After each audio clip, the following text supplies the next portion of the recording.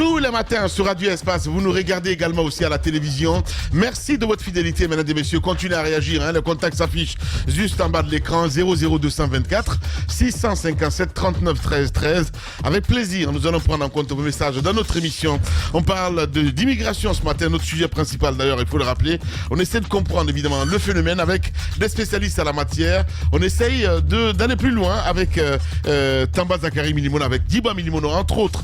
Et puis, que dire de cette sortie hier? On l'a évoqué plusieurs fois d'ailleurs dans notre émission Les Grandes Gueules.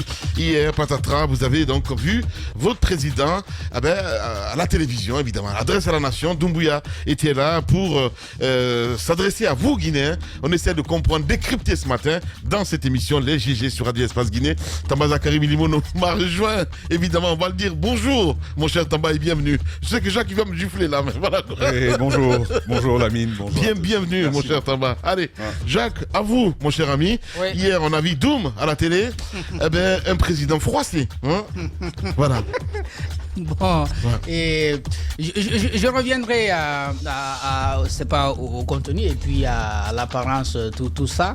Mais le temps choisi pour s'exprimer, en fait, ça a été assez banal. C'est-à-dire on a servi une explication bien simple, une analyse bien simple, même à ceux qui si vous voulez, ne sont pas analystes politiques, n'ont rien appris dans ce sens-là. Vous avez vu, le même jour, nous, dans cette émission, on a dit, on aurait bien aimé qu'on prépare l'adresse à la nation du chef de l'État. On prend tout le temps.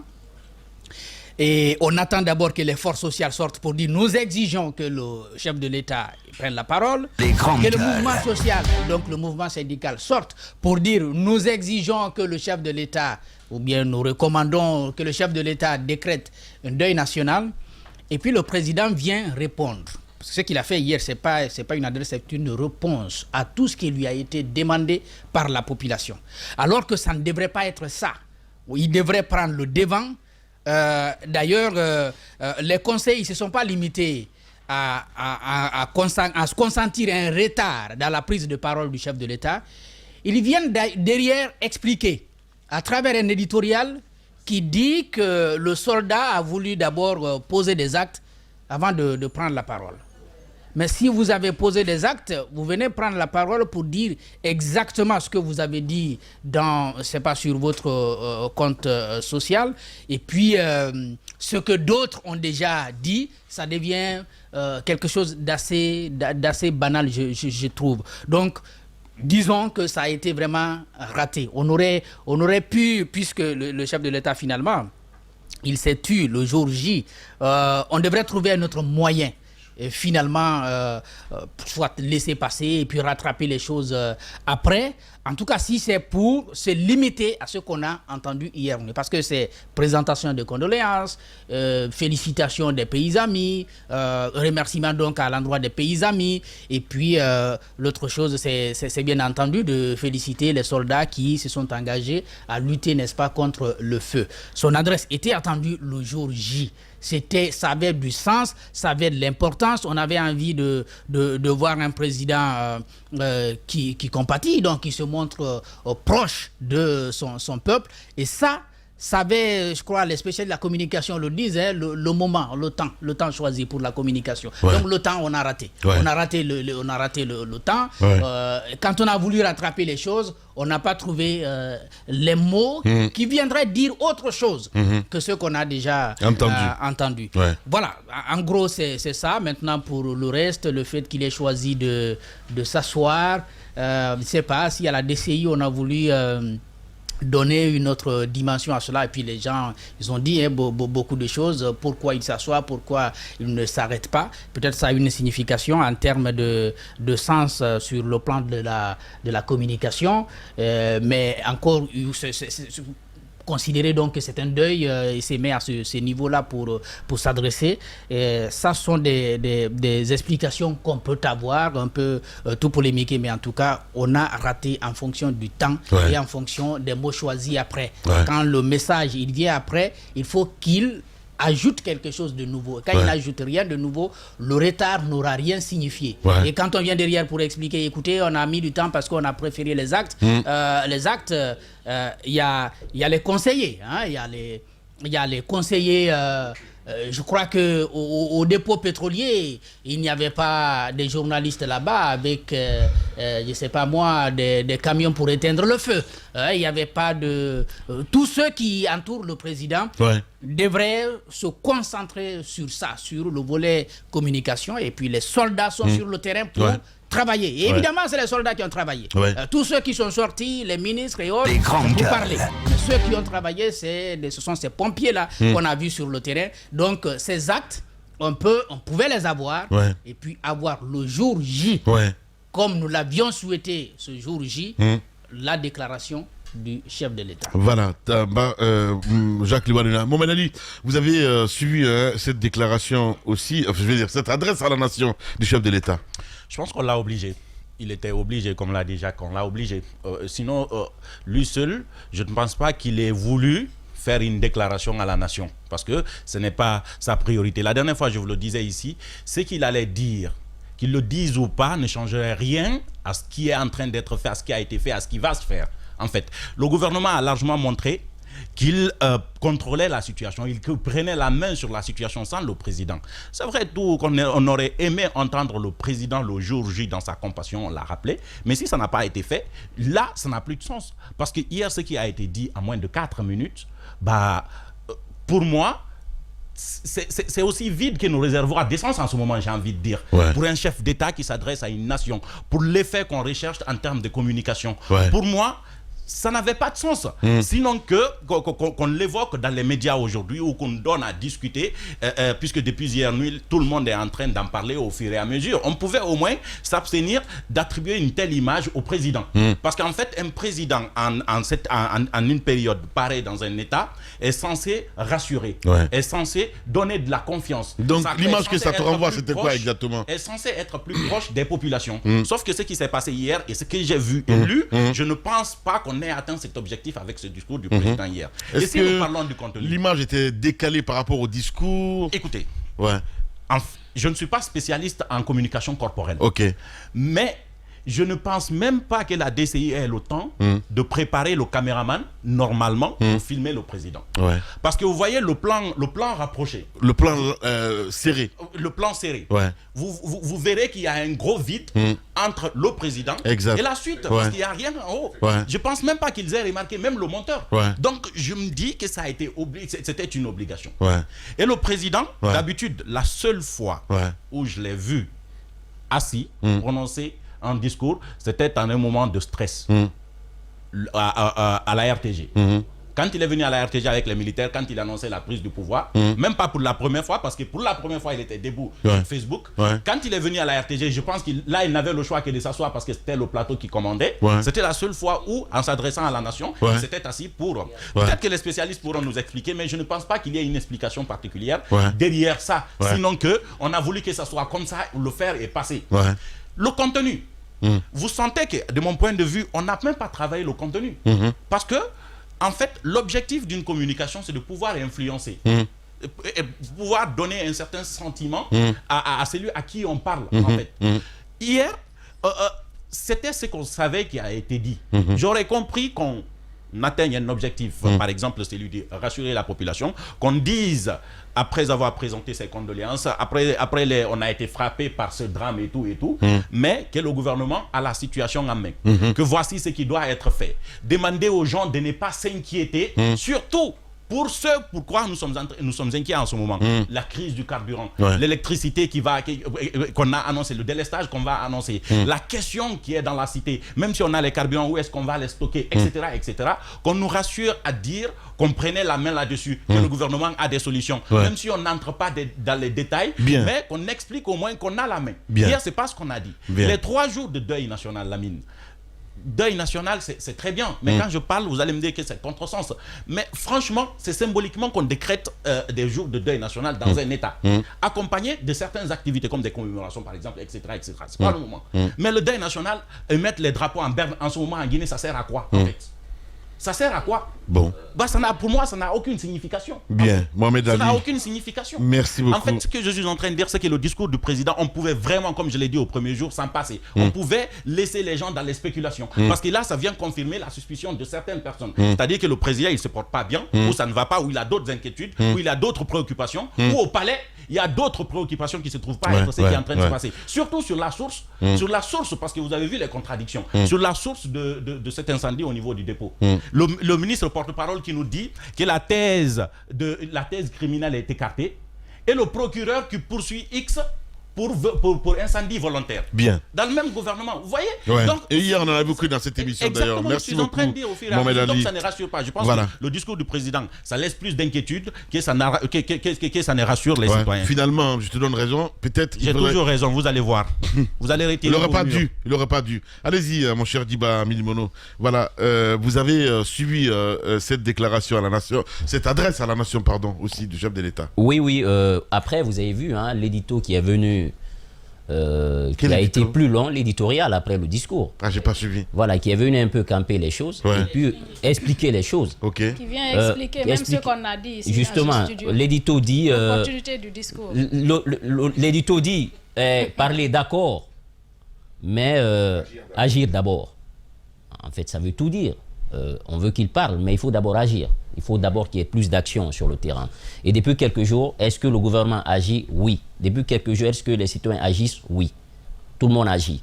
Je pense que ça, il faut leur accorder cela. Maintenant, moi, je ne vois pas, en fait, tout n'est pas noir dans ce discours du président. Je pense qu'il faut un peu relativiser. C'est vrai que si on s'attarde un peu sur le cadre, ou sur l'expression faciale, ou sur les mimiques, l'attitude qu'il a, on voit tout de suite c'est un président qui est affligé. C'est un président qui est affligé, il y a un problème dans le pays. Et ça, il le dégage. Il le dégage, il y a un problème dans le pays. Maintenant, avant de juger un discours, il faut se poser une question. C'était quoi l'objectif du discours du président? C'était quoi l'objectif? Non, pour toi, c'est rassurer. Mais lui qui fait le discours, ceux qui ont rédigé le discours, c'était quoi l'objectif pour eux? Il faut que les gens comprennent ça avant de juger d'abord le discours du président. C'était quoi l'objectif pour le président en faisant ce discours? Ou ceux qui l'ont rédigé? Ça, c'est un. Deuxième chose, dans quel contexte, justement, dans quel contexte il se place en faisant ce discours?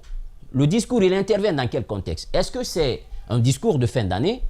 Est-ce que c'est un discours qui vient annoncer une bonne nouvelle?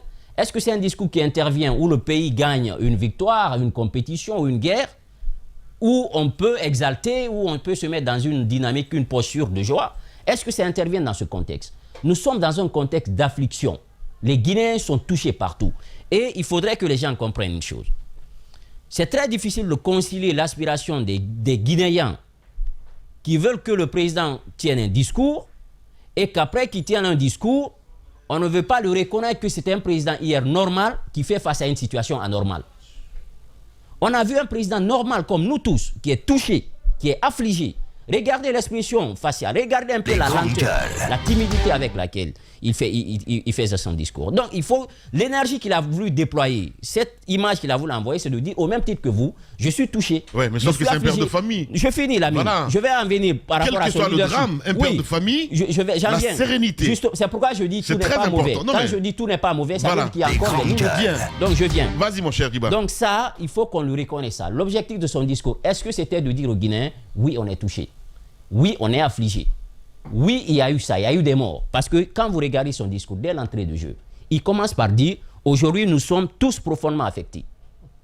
L'affliction, on est tous aujourd'hui affectés. Et plus loin, il rappelle une chose. Parce que pour lui, l'heure est grave. L'heure est extrêmement grave. Il dit, l'incendie dévastateur a provoqué des pertes en vie humaine et des blessés et des sans-abri. Et plus loin dans son discours... Est-ce que je peux continuer? Vous avez regardé la fin. C'est ça ton problème. Il finit, s'il te plaît. Il finit, s'il te plaît, mon grand. Il faut arrêter de couper les gens. Voilà, vas-y. Donc, je dirais, dès l'entrée du jeu, il montre que oui, on est dans une situation extrêmement grave. Ouais. Il le montre. Ouais. Maintenant, après, plus loin, il continue, il reconnaît quand même qu'il y a eu un élan de solidarité, que face aux difficultés, face aux défis, on a toujours fait preuve d'union sacrée. Ouais. On a toujours montré que oui, on est solidaire. On a fait preuve de sens de responsabilité. Pour reprendre ces expressions, il arrête maintenant à la chute. Parce que, ouais, il campe le décor, hein, il montre que c'est grave. À la suite, il comprend qu'à la fin, il faut faire retomber la tension. Il dit que j'invite chacun, parce que les gens disaient, mais il faut qu'ils disent quand même aux gens, il faut qu'on soit fort, il faut qu'on soit calme. Et donc à la fin, il dit, j'invite chacun et tous à continuer à garder la sérénité. Bien. Le calme, la discipline en respectant les consignes qui ont donné par et les directives du gouvernement. Moi, ce que je reproche tout simplement au président, c'est la disposition. Parce que quand on fait un discours, il faut garder le contact visuel avec ceux qui vous suivent. J'ai l'impression que le prompteur qui était devant lui, en fait, lui, avec sa taille, le prompteur, la disposition et la façon dont on a placé le prompteur, il était obligé d'avoir l'œil baissé. Quand il lisait, tu as l'impression qu'il ne nous regarde pas, nous. Il regarde un prompteur. Ouais. Donc, je pense que ça, il faut corriger. Parce que quand un président parle, il faut qu'il regarde son peuple dans les yeux. C'est ça, en fait, l'un des principes de la communication en faisant un discours politique. Le contact visuel, il est important. Ça, il a raté. Et deuxième chose, on a compris qu'il lisait et ça, il souffrait. Ouais. Il souffrait énormément. À un moment donné, tu sens même qu'il y a une coupure quelque part. Parce que tout simplement, dans sa posture, sa façon, il cherchait les mots. Et ça, je pense qu'il faut retravailler cela. Maintenant, après, le plan qui est là, on a vu le plan large. Ça, il faut sortir les anciens présidents en haut. Maintenant, le plan serré, il a raison, Mohamed Ali. Là, il y avait vraiment un véritable problème. Ouais. Ça, il faut le corriger. Sinon, globalement, moi, je pense que son discours à lui, il avait forcément un objectif. Est-ce que c'était de toucher un peu l'inside des gens qui regardaient, les Guinéens qui regardaient son discours? Ça, c'est à lui de voir. Mais ce que moi, je sais, on peut mieux faire. Bien. On peut mieux faire. Maintenant, sur la taille du discours, les gens en font aujourd'hui, les humoristes, pour dire que quand on dit que tu es court comme le discours du président, c'est qu'on t'a pas raté. Mais il faut s'éloigner de tout ça. Je pense qu'on a besoin de rire. Mais ce qui est important, l'heure est grave. L'heure est grave. L'heure est très grave. Et on a vu un président humain qui est touché. Et ça, en fait, on a un homme normal qui est en train de gérer une situation anormale. C'est bien dit, mon cher Djiba. Voilà. Et ça, je l'invite aussi. Peut-être, comme vous l'avez dit, c'est un père de famille. Il faut plus de vigueur. Mais après, on a un humain aussi en face. Justement. Et ça, il faut le reconnaître. Voilà. Et à la présidente de la République, bizarrement qu'on nous suit, quoi. C'est dingue, hein. Mais la caméra est dans le prompteur. Il y a deux plans. On me dit, allez-y, mon cher ami. Tamba Zakari Milimono. On t'attend, évidemment, mon cher Tamba. Et puis, il y a... Le peuple t'attend. Il y a des grands gars. Enfin, il présente une image où le gars dit, moi, je sais rien. Hein. Oui, c'est ça. On dit Tamba Zakari en train de commenter le discours du président. Donc tu es trop sur les réseaux sociaux, toi. Moi je suis souvent présent sur les réseaux sociaux, je lis tout ça. Sur la position, parler assis. Je pense que c'était un bon choix de s'asseoir pour avoir cette adresse. Quand on est en situation de gravité, on peut tout bonnement se tenir debout. Mais la position debout, la position statique, donne à l'orateur pas mal de marge de manœuvre et parfois c'est difficile de contrôler certains gestes quand vous êtes debout. C'est ce qui fatiguait le professeur Alpha Condé. C'est pourquoi il dit, et quand il parlait, vous voyez des gestes qui n'avaient rien à voir avec ce qu'il disait. Les grandes gueules. Il pouvait te dire... exactement, il pouvait te dire on est descendu. Il pouvait te dire on est descendu. Et sa main est montée. Vous voyez? Donc, on canalise mieux la gestuelle lorsqu'on est assis. Et dans un contexte de grande émotivité, de grande émotion, j'ai envie de dire, de douleur. Vous savez, même chez nous, on ne parle pas de décès debout. Il faut s'asseoir. Même quand on vient t'annoncer une mauvaise nouvelle, on vient aborder un sujet de gravité, on te dit « assois-toi ». Je pense que la posture était la bonne dans ce contexte-là. Ça évite tout bonnement au président d'avoir un geste décalé et ça lui permet de rester focus sur le message qu'il devait porter. Djiba a parlé de l'intention, l'intentionnalité du discours. Ça s'appelle le projet oratoire. Qu'est-ce qu'il nourrissait en prenant la parole? Moi, j'ai une réponse tout bonnement. Je pense que le président est venu dire aux Guinéens « Non, je ne vous ai pas abandonné ». Je pense que c'était l'objectif. Est-ce qu'il a réussi? Je donnerai mon avis tout à l'heure. Mais je pense que l'objectif, c'était ça. Je suis là, je suis avec vous, je ne vous ai pas abandonné. Je pense que c'était ça le message qu'il souhaitait porter hier. Les grandes gueules. Sauf que, il y a des contextes favorables pour un orateur et il y a des contextes hostiles à l'orateur.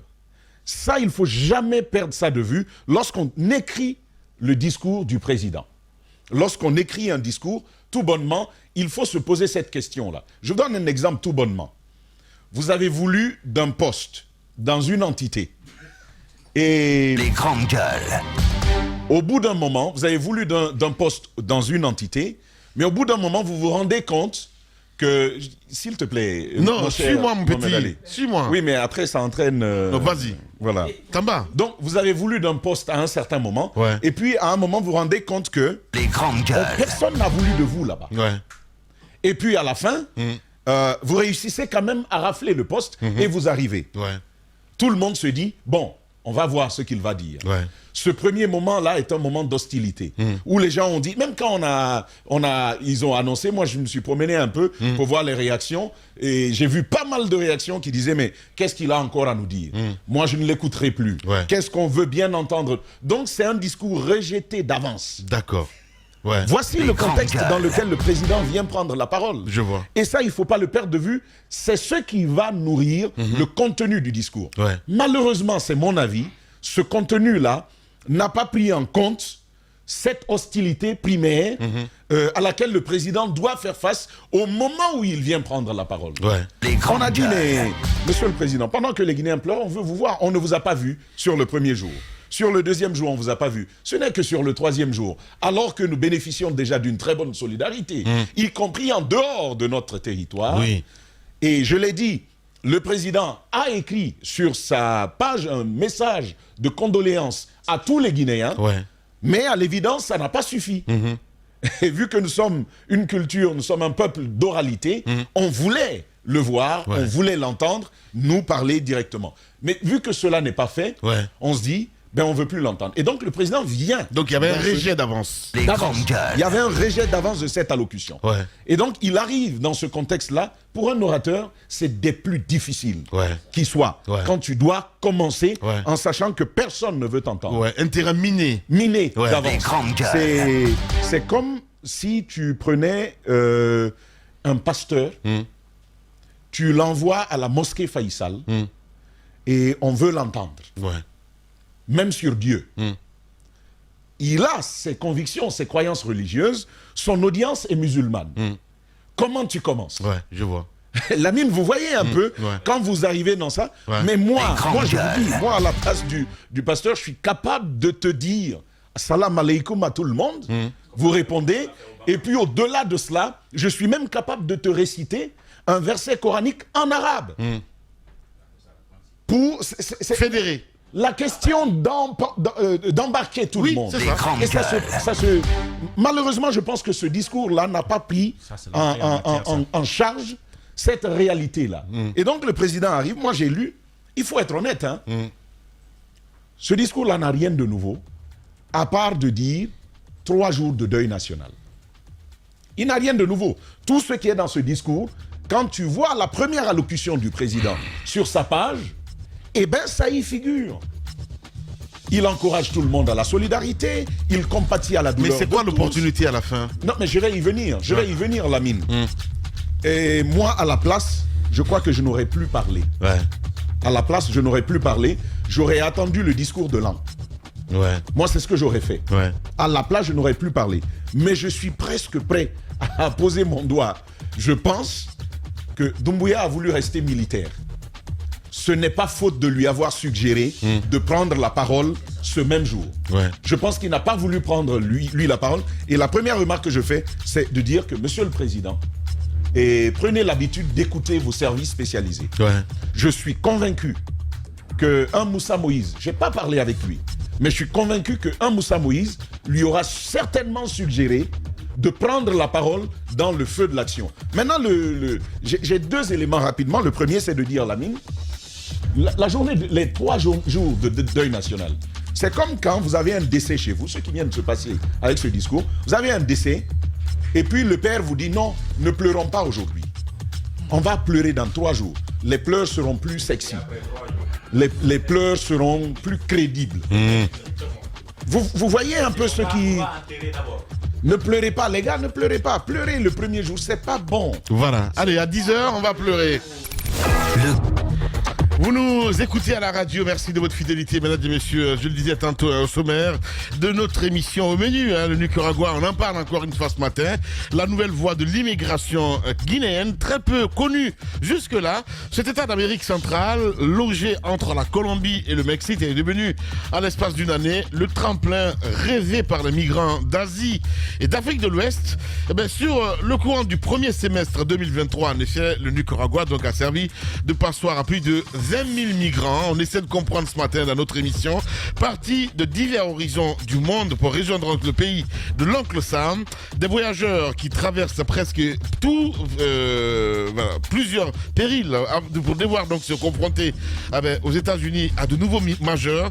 Nombre d'entre eux finissent par être rapatriés malgré donc le calvaire de la traversée et plusieurs milliers de dollars partis en fumée. Migration, le Nicaragua, nouvel enfer pour entre nous, voilà. Nouvelle enfer donc des migrants. Les juges en parlent ce matin avec plusieurs invités qui nous livrent leur témoignage. Nous essayons de comprendre ce matin dans notre émission Les Grandes Gueules sur Radio Espace Guinée. On continue le débat avec vous, mon cher Tamba.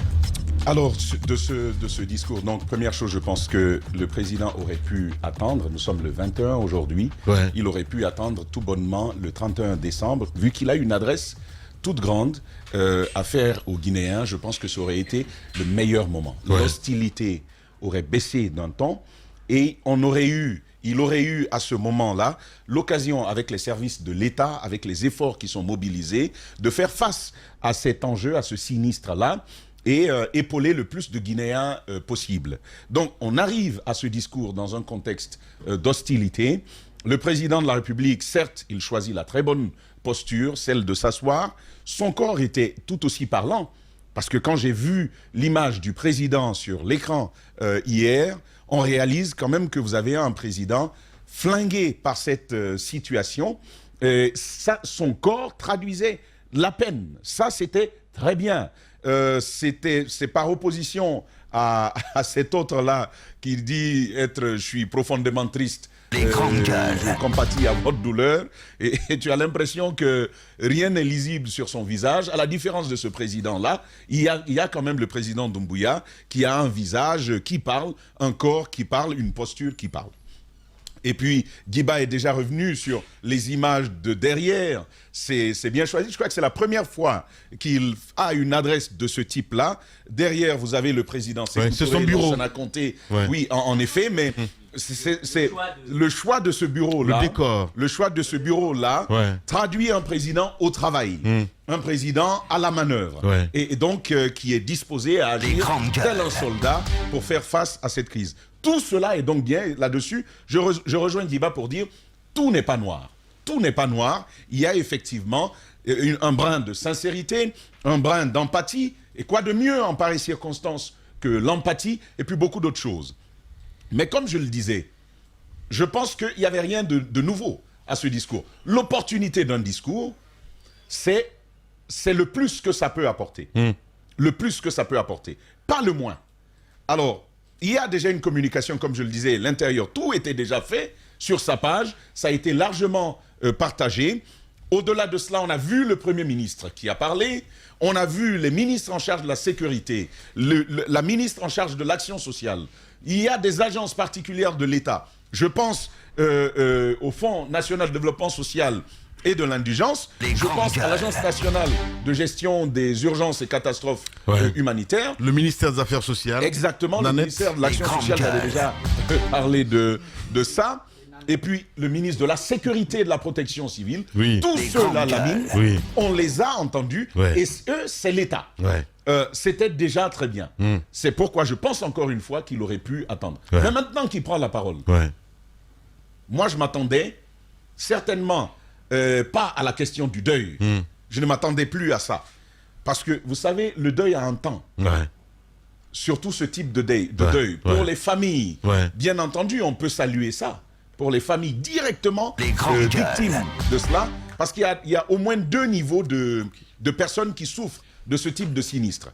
Les victimes elles-mêmes et leurs familles, et puis il y a les personnes affectées autour, nous autres, qui pouvons souffrir de cela. Et donc, ça peut s'apprécier diversément. Donc, je laisse à chacun le loisir d'apprécier ou de ne pas apprécier. Mais Lamine, lorsque le temps du deuil est en train de s'écouler, que vous voyez des jeunes et des Guinéens mobilisés auprès de ces victimes, je vous assure, c'est le meilleur réconfort que ces gens aient eu. De voir toute la Guinée, une Guinée non colorée, sans couleur politique, sans couleur ethnique, sans couleur religieuse, se mobiliser pour soutenir ces victimes-là, je pense que c'est la meilleure expression du soutien social que ces victimes ont eu. Et donc on se dit, on n'est pas seul, les Guinéens sont là, l'État est là, nous allons y aller. Là où on aurait dû avoir le deuil national de décréter, ça n'a pas été fait. C'est pourquoi je donnais l'expression, je donnais l'image tout à l'heure du père de famille qui perd sa femme et qui dit à ses enfants, qui dit à toute sa famille, écoutez, c'est vrai, ma femme est morte aujourd'hui, mais ne pleurons pas aujourd'hui. Les pleurs, c'est toujours mieux 3 jours après. Les grandes gueules. Vous voyez, ça n'a pas tout le bénéfice qu'on aurait aimé avoir dessus. Ça me rappelle, quand j'étais au lycée, il y avait un homme là-bas, un camarade, c'est même pas un camarade, on l'appelait un grand. Tu sais, quand tu as redoublé plusieurs fois, les élèves qui sont derrière toi, ils t'appellent grand. Oui, oui. Donc on l'appelait grand. Ok. Il avait un surnom. Puis j'avais un ami très taquin, très casse-pied, qu'il a vu un jour passer, et c'est un surnom qu'il n'aimait pas. Quand tu le lui dis, qui que tu sois, il va t'affronter, il va te battre. Parce qu'il était aussi très fort. Et puis, il y a mon ami qui le voit passer, et puis il dit son nom. Le gars, il passait, il dit, hey, quand mon ami a dit son nom, il dit, hey, mon petit, je suis très pressé. Mais demain, je vais revenir, tu vas me redire ça, je vais te casser la gueule, hein, s'il te plaît. Hein. Donc, il me dit, il veut revenir. J'ai pas le temps, en fait. Non, j'ai pas le temps aujourd'hui, mais demain, viens me redire ça, je vais te casser la gueule, s'il te plaît. Hein. Et puis, il s'en va. Bon, on arrive dans cette situation, je trouve que c'était pas bien. Lamine à la place, ce que j'aurais fait, et ça, c'est ce que je crois. Il n'y a jamais de temps en tant que tel, dans la pratique en tout cas. En théorie, il y a des temps favorables, il y a des temps d'hostilité pour le discours. Mais pour un orateur, un bel orateur, il n'y a jamais de temps plus approprié qu'un autre. Chaque contexte est un moment qui va dicter la manière dont tu vas délivrer ton discours. Malheureusement, le président Doumbouya n'est pas Ahmed Sékou Touré. Malheureusement. Sinon, Lamine, la solution que je vois, en tout cas, moi, si je devais conseiller le président pour prendre la parole dans un tel contexte d'hostilité, c'était de mettre en avant les émotions. Vous savez, en matière de discours, l'émotion est le connecteur entre l'orateur et son auditoire. C'est l'émotion, par le rire, l'émotion par la tristesse, l'émotion par les mots, mais l'émotion même par l'appartenance et l'attachement. Ouais. Le président de la République aurait pu mettre en avant cette émotion-là. Ça pouvait être en mots, avec une expression de gravité, en disant par exemple, chers compatriotes, l'heure est grave. Voilà. Chers compatriotes, l'heure est grave. Voilà. Vous commencez avec la voix quelque aussi, chose comme ça, avec tous les jeux. Il a une lourde voix. Ça va, oui. Il a une lourde voix. C'est un gros soldat, mais... Non, voilà. Je suis en train de dire qu'il aurait pu utiliser quelque chose dans le C'est ça, il est lui, quoi. Et il pouvait même rappeler, on connaît les cas de mort. Les grandes gueules. Non, l'émotion était plus sur son visage. Ouais. Le discours lui-même... Non, Diadia, attention. En fait... Et le paraverbal... Mais le discours, les paralangages, l'expression faciale et mimique, en fait, c'est la partie la plus, dans un discours, en termes de pourcentage, est plus... Sauf qu'il y avait un décalage. Oui, il est plus regardé que les mots que vous prononcez. Exact. Alors, donc, je pense que... Permettez-moi de terminer, s'il vous plaît. Le visage, attendez, il va finir. En fait, il finit, s'il te plaît. Attends, Lamine, il finit. Allez-y. Vous avez 3 tranches. Vous avez 3 tranches mon cher Lamine. Les mots, le verbal, ne comptent que pour 10%. Les grandes gueules. Mais... après les mots, il y a quand même le paraverbal. Le paraverbal, c'est la façon dont vous dites les choses. Le prononcer, l'articuler, l'élocution, tout ce qui va avec. Ça compte pour 30% au moins. Le reste, c'est le non-verbal. Et sur le non-verbal, il y a au moins le masque. C'est le visage. Et lui, il traduisait quelque chose.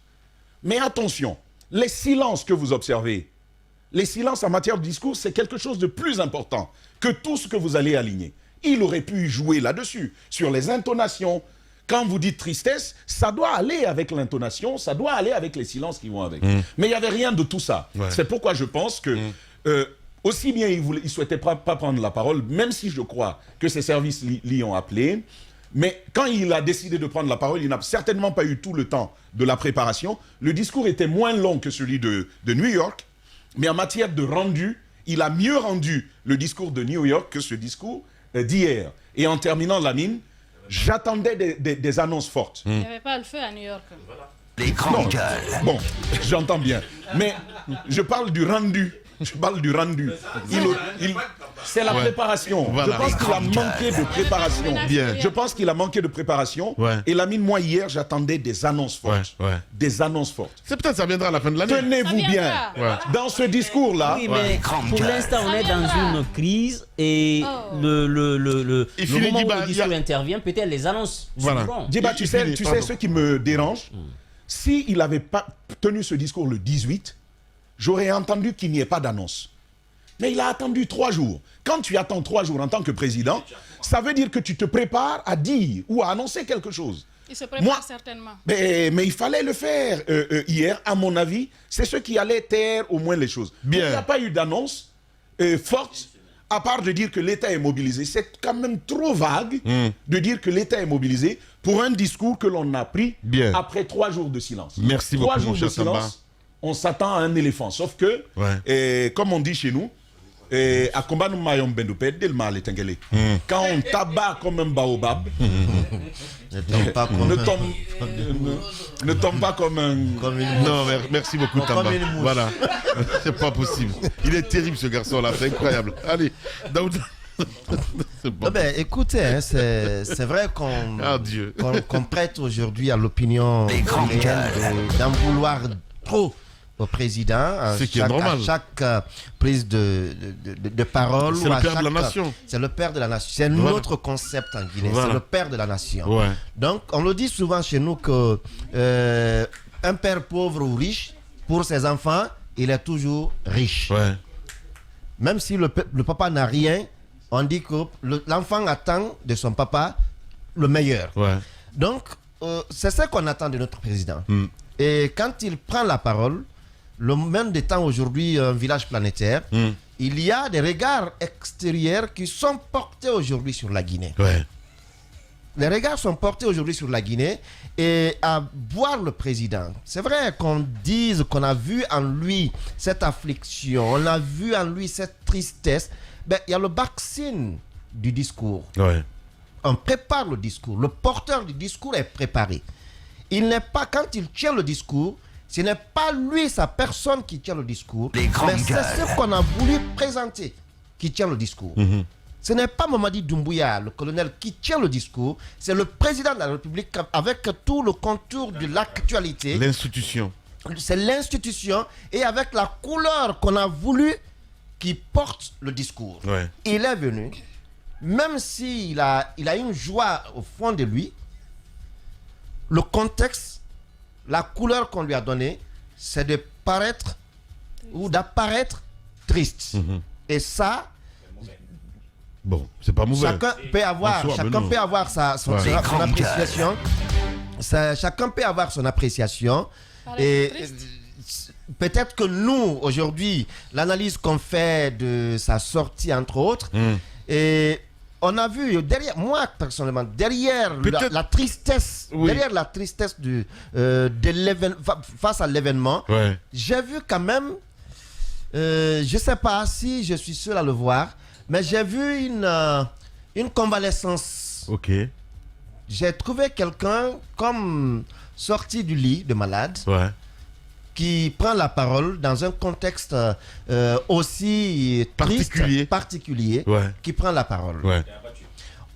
Ce n'est pas parce qu'on exprime une tristesse qu'on est forcément faible ou qu'on doit forcément tenir le discours avec nonchalance.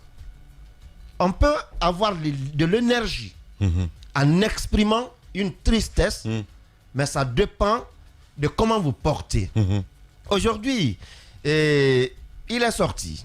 Vous savez, on dit le plus souvent, un chef, un leader, un président notamment, principalement d'ailleurs, il faut avoir ce qu'on appelle le popular opinion knowledge. Il faut connaître l'opinion de ton peuple.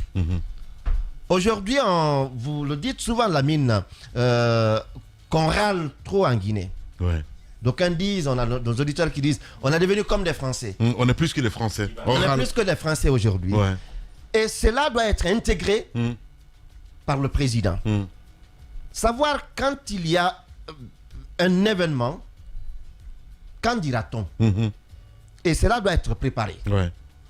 Quelqu'un l'a dit, s'il sortait le 18, même s'il disait simplement, je suis de cœur avec vous, je vous remercie. Même s'il a fait un communiqué, mais tu vas dire. Non, je dis bien, s'il sortait, le communiqué il est sorti, on a lu le communiqué. Ouais. Mais le 18 par exemple, il sortait, il disait simplement, je suis de cœur avec les Guinéens, restons soudés, je vous remercie. Bien. Ça porterait mieux et plus qu'un discours qui prenait 10 pages ou 10 heures.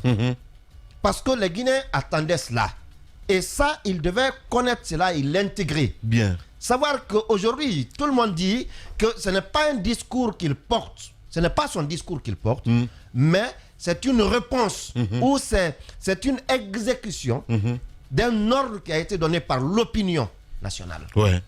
On a dit, bon, il faut qu'il parle. Bien. Parce que quand j'ai parcouru, par exemple, la sortie du Forum des forces sociales, on exige du président une adresse à la nation. Une adresse à la nation. Bien. Et on a exigé, Bien. on a exigé, il a obtempéré. Bien. C'est ce que je dis. Voilà. Il a obtempéré. Bien. Et il ne fallait pas attendre qu'on arrive à cela. Bien. Il faut une proactivité. C'est vrai, les actions avant les mots, mais les mots sous-tendent aussi les actions. Bien. Voilà, Daouda Mohamed Kamara. Voilà, et cette réaction, justement, du côté de la présidence, hein, tu pouvais entendre les mouches voler dans la salle. L'émotion était même contagieuse pourtant. Voilà, allez-y, madame. Dans la salle, oui. L'endroit où ils ont arrêté, dans le bureau, ils voulaient dire. Hein. Voilà. Allez-y, madame. Allez-y, madame. Allez-y, madame. On a regardé à la voilà. télé.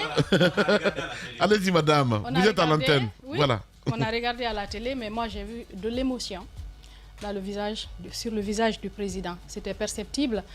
On sentait également, comme tout le monde l'a dit pratiquement, qu'il y avait quelque chose qui n'allait pas. Cette émotion-là, moi, je l'ai sentie. Et je me rends compte que finalement, c'est difficile d'être homme d'État. Ouais. En Guinée. La fonction présidentielle, c'est tellement lourd. C'est difficile dans le monde, mais en Guinée, c'est devenu encore plus difficile. Ouais. Pourquoi? Parce que, quel que soit ce que tu vas faire, les gens trouveront à redire. Toujours. Quel que soit ce que vous allez faire, les gens trouveront à redire. Ouais. On a exigé du président qu'il prenne la parole. A-t-il raté le coach? Oui, il a raté le coach. Il devait le faire le lundi. Parce que le drame s'est produit dimanche. Il devait parler lundi soir à la télévision. Ça, c'est ce qu'on dit, il a raté le coach.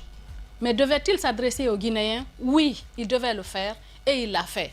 Y avait-il de l'émotion dans sa voix quand il transmettait ce message ou sur le visage? Oui, moi je l'ai senti. Il y en avait. Y a-t-il un problème? Sentons qu'il y a un problème. Moi j'ai senti que c'est un homme qui est affligé, qui est dévasté, qui est même débordé par ce qui est en train de se passer. Et ça c'est grave. Et cela peut arriver. Grave. Cela peut Vous arriver. pas là, c'est très grave. Allez, Mohamed Ali, tu as analysé. Tu as tes mots pour analyser le discours du président. Ce que je dis, c'est que si un président est débordé... Elle finit, s'il te plaît. La preuve qu'on est débordé. C'est très grave. On est débordé. La preuve qu'on est débordé, c'est que le Sénégal est venu, c'est que la Côte d'Ivoire est venue, c'est que tu demandes à ce que le Mali vienne, c'est que les Nations Unies ont parlé, c'est que le monde... Elle finit, Mohamed. On est débordé parce que c'est une question. C'est grave, madame. C'est une question humanitaire. S'il te plaît, voilà. C'est une question humanitaire et c'est un homme. Voilà. C'est un homme, hein. Quoi que vous disiez, c'est un homme. C'est un homme que Dieu met à la tête du pays. Et quand un drame comme ça arrive, comprenez qu'il soit dévasté. Le palais de et quand un drame comme cela est à l'issue incertaine et que même l'origine même est incertaine, on ne sait pas d'où c'est venu et que, n'oubliez pas, il est dans une situation de transition et que c'est un homme qui peut aussi craindre pour sa vie et pour la vie de la nation. Comprenez la situation dans laquelle il est. Je pense que c'est vrai que c'est normal que nous soyons exigeants, que nous demandions plus ou même trop quelquefois à nos dirigeants. ce qu'il pouvait dire hier, il l'a dit. Moi, j'étais des personnes qui exigeaient que le président prenne la parole. Il ne l'a pas pris le jour J, mais il l'a quand même pris 3 jours après. Avait-on besoin de deuil national? Oui, on en avait besoin. Il y a eu des drames ici où on n'a pas eu de deuil national. Pour une fois qu'on en a, c'est pas qu'on soit contentiste, c'est pas qu'on se contente du peu. Mais quand on en a, il faut le reconnaître. On parle de Sékou Touré qui a pris la parole en 70 après l'agression portugaise. Sékou Touré n'est pas Mamadi Doumbouya. Mamadi Doumbouya n'est pas Alpha Condé. Chaque homme... Oui, pendant même. Dès que ça a commencé. Les gens ont cru même qu'il était mort. Mais il a pris la parole, c'est là qu'on s'est rendu compte. Mais Sékou Touré n'est pas Mamadi Doumbouya. Chaque homme a sa façon de gérer les choses. Il y en a qui sont prompts, qui peuvent faire les choses tout de suite. On l'a critiqué. On a dit que oui, il devait prendre la parole le même jour. Il ne l'a pas fait, mais il s'est adressé à son peuple. Je pense que c'est l'essentiel. On attend plus de lui des engagements. Y aura-t-il des engagements pour ce qui s'est passé, pour le drame qui s'est produit, pour la prise en charge des victimes, pour l'indemnisation? Parce que là, il faudra en parler. C'est une société qui est assurée. Et il y a eu des drames. Les assurances devraient agir pour faire en sorte que les gens soient indemnisés. Il n'a pas dit ça dans le discours, mais peut-être le dira-t-il à l'adresse à la nation. On est en fin d'année, les choses peuvent arriver. Dans le décor, y avait-il un message? Oui, il y avait le message que c'est un pays qui a subi ce drame et derrière ce pays-là, il y a une histoire. L'histoire, c'est que nous avons vu derrière le président les anciens chefs d'État qui ont pu gouverner ce pays-là. Et le cadre était-il adéquat? Oui, c'est dans son bureau. Vous sentez que malgré ce qui se passe, il est à la tâche, malgré les difficultés, oui, il est à la tâche, il est en train de travailler, il est en train de préparer des choses. Je pense que c'est vrai que il y a eu de la négligence. On a dit de par le passé qu'il fallait enlever le lieu là-bas. Il fallait le délocaliser. Ça n'a pas été fait. Le régime qui est en train je parlais avec quelqu'un qui dit cela aurait pu arriver sous Lansana Conté, sous, comment on appelle, Alpha Condé. Il dit Mamadi Doumbouya n'a pas eu de la chance parce que c'est arrivé pendant qu'il est là. Mais au moins, il y a une volonté de délocaliser. Il y a quelque chose qui est en train d'être fait. Bien. C'est bien de critiquer, de vouloir tout pendant les périodes difficiles. Je pense qu'à un moment donné, il faut savoir joser, il faut voir la situation dans laquelle on est, ne pas vouloir tout peindre en noir, ne pas vouloir coûte que coûte abattre quelqu'un qui est déjà en situation difficile. Bien. Je ne comprends plus certains Guinéens. Je pense qu'à un moment donné, il faudrait qu'on sache s'arrêter. Il y a des choses qui ne sont pas bonnes. On le dit. C'est normal qu'on le dise parce qu'aujourd'hui... Les grandes gueules. Oui, aujourd'hui, les ondes et tout, nous le disons, nous critiquons ça au quotidien. Mais nous vivons une période difficile, douloureuse, exceptionnelle. Bien. Il faudrait que... On a besoin de chaque Guinéen maintenant pour pouvoir passer ce cap-là. Moussa Yoroba, évidemment. Allez-y, en 30 secondes, s'il te plaît, madame. Oui, 30 secondes. Ce que j'ai envie de dire, c'est que ce n'est pas qu'on est en train de critiquer justement pour dénigrer ou faire mal. Non, loin de là, l'objectif. On est en train de parler pour que les erreurs ne se répètent plus. Ça, c'est le slogan même de ceux qui nous dirigent aujourd'hui. J'ai envie de dire à madame que moi, je souhaite que le président ne soit pas débordé. Bien, quand vous êtes dans un avion et que le pilote vous dit « Je suis en train de perdre le contrôle, Lamine », eh ben, c'est grave. C'est pourquoi je dis « Je souhaite qu'il ne soit pas débordé ». Bien. Moi, je me pose des questions simples en 30 secondes, Lamine. Qu'est-ce qu'on attendait du président ? Pourquoi a-t-il fait cette communication comme l'a posé, ce que Djiba a dit? Pourquoi a-t-il fait cette communication? Est-ce que l'objectif est atteint? Aujourd'hui, même à travers ce que nous sommes en train de dire, on se dit que l'objectif n'est pas atteint, Lamine. Moi, j'attendais un président serein, pas un président triste. J'attendais un président déterminé, pas un président abattu. Non, mais on est dans un problème. J'attendais un président. Oui, vous allez me laisser parler. Vous allez me laisser. Il se perd. Non, mais quand même. C'est un militaire. Tu peux pas être en deuil. Tu peux pas être en deuil et montrer de la joie. Quand je suis en deuil et que j'ai la responsabilité quand je suis en deuil et que j'ai d'autres responsabilités, la responsabilité de d'autres vies en main, je me dois d'être serein, je me dois d'être surtout déterminé à trouver une solution à cette Merci beaucoup, mesdames. Voilà, allez-y, Tama. Alors, allez-y, Tama. C'est ça. Il était engagé. Et ça, c'est normal. Merci beaucoup. De tous ceux qui ont Allez-y, mon maître. subi ce genre de choses. Allez-y, Tama. Alors, quand ils apparaissent, vous sentez que c'est des gens qui ont la main, qui contrôlent et qui vous proposent et pour l'instant, la situation... C'est à nous les citoyens d'être abattus, de ne pas avec les Est-ce que la situation est sous contrôle? Ils doivent être engagés. C'est pas trop demandé ça. Alors, moi je partage plus ou moins ces différents regards, bon, avec quelques si vous voulez, quelques réserves. Et Mohamed Ali, il y a des présidents qui ont pleuré, hein, à l'antenne. Donc, un président... Permets-moi, s'il te plaît. On pleure de quoi? De tristesse. Alors, tu ne peux pas dire que tu n'aimerais pas voir un président triste. L'empathie, c'est la dimension humaine du leader. La dimension humaine et humaniste du leader s'appelle l'empathie. Ça suppose que tu souffres avec ceux qui souffrent, que tu te réjouisses avec ceux qui se réjouissent. Le président, je dis bien encore une fois, et là, c'est là que je veux quand même réagir aux propos de Diadia. Ce que nous faisons ce matin, c'est de la critique de discours. Il y a des aspects positifs qu'on a relevés, il y avait du bon dans ce discours, mais encore une fois, il y a des aspects qui n'ont pas fonctionné. Et ça, il faut l'entendre pour l'avenir. Je l'ai dit dès le début, et je le redis ce matin, je pense que le président doit davantage écouter ses services spécialisés. Quand on a demandé à quelqu'un de vous aider dans la communication, je pense qu'il faut entendre ce qu'il a à dire. Et à la fin, le président, c'est un militaire, mais aujourd'hui, il est le président. Les grandes gueules. Il est le président.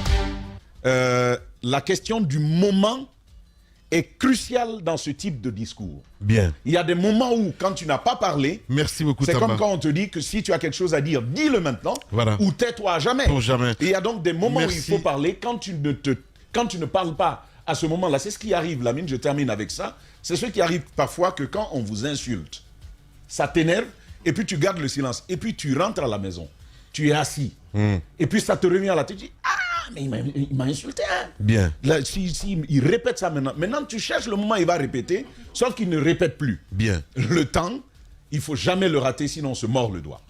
Allez-y, pour clore. Justement, pour clore, j'aimerais reprendre cette phrase de François Hollande, le président français, parce qu'on l'a jugé, on l'a comparé à François Mitterrand pour dire tu n'as pas la personnalité de Mitterrand, tu n'as pas l'étoffe de Mitterrand, mais sauf qu'on oublie que Mitterrand, son dernier discours, quand il est malade, parce qu'on a parlé du grand silence sur sa maladie, on a caché, il était pratiquement, son discours de Nouvel An, il était au bord de larmes. Et pourtant, on a connu un homme ferme. On a connu un homme qui ne courbait pas les chines. On a connu un homme droit. On a connu un homme moralement très fort. Et quand on a fait la comparaison entre François Hollande et lui, François Hollande a répondu aux gens, cessez de me juger. Il a dit, je suis un président normal. Je suis moi, et François Hollande a été lui. De Gaulle a été lui. Et il dit ceci. Parce même s'il n'y a pas de président normal. Normal. Voilà. Et il dit ceci. Il dit, comment concilier les aspirations contradictoires des Français qui veulent de l'autorité, mais qui ne veulent rien céder sur leurs droits et leurs libertés.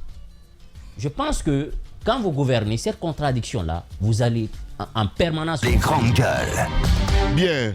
Macron, aujourd'hui, dirige un peuple roi. Doumbouya également dirige un peuple roi. Et le roi est trop capricieux. Le roi a trop de demandes, le roi a trop de problèmes. Et avec beaucoup de chichi parfois. C'est comme une femme. Bien. Voilà. Et donc, on est parfois exigeant. On est parfois exigeant. Et il faut y être préparé moralement. Maintenant, ce que moi je peux dire, est-ce qu'il est tempérant? Oui, il le montre. Est-ce qu'il montre de l'émotion? Oui, il le montre à sa façon. Mais je suis d'accord qu'il faut rajouter une chose. Il faut continuer à être fort. Merci beaucoup, Diba. Il faut continuer à être fort. Voilà. C'est pas important. Il faut ça passera plus qu'il est émotif. Mais c'est un humain. Mais c'est pas comme une femme. C'est un humain. Voilà. C'est un humain quand même. Voilà. C'est un humain. Merci beaucoup. Voilà. Allez-y.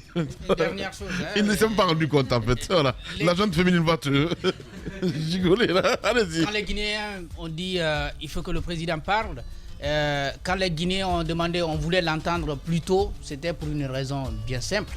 Les gens étaient inquiets, ils avaient envie de savoir ce que le père de la nation allait dire. Et quand on vient pour critiquer ça après, c'est pas pour empirer les choses, c'est pour dire nous sommes un pays, nous avons des siècles devant nous, il va falloir que ceux qui nous dirigent prennent, n'est-ce pas, les réalités des populations, ou disons les aspirations des populations en compte. Il ne faut pas voir ce qui est autour celui qui a envoyé le message pour dire qu'il y avait de l'émotion dans la salle. Mais est-ce qu'il y a eu de l'émotion au sein du peuple lorsque le discours passait? C'est 13 millions de Guinéens, plus de 245 000 km². C'est l'ensemble du territoire. C'est ce qu'il faut prendre en compte. Et parfois, c'est difficile. Merci. Et nous le disons pour que ça soit bien fait pour appuyer Mohamed Ali dans ce qu'il est en train de dire. Après, il faut ajouter à cela ces actions dont on parle. Parce qu'aujourd'hui, le véritable problème dans la cité, c'est la question du carburant. Comment cette question-là va être gérée dans les prochains jours? Le président, même s'il ne nous parle plus, il doit pouvoir trouver des solutions. Les grandes gueules. Parce que sinon, c'est le peuple qui, évidemment, va désormais parler. Et ça ce n'est pas souhaitable. Merci. Ce n'est pas souhaitable. Merci beaucoup. Voilà, Jacques Liwali, nous voici ce qu'on pouvait dire, évidemment, sur cette adresse à la nation du président Doumbouya.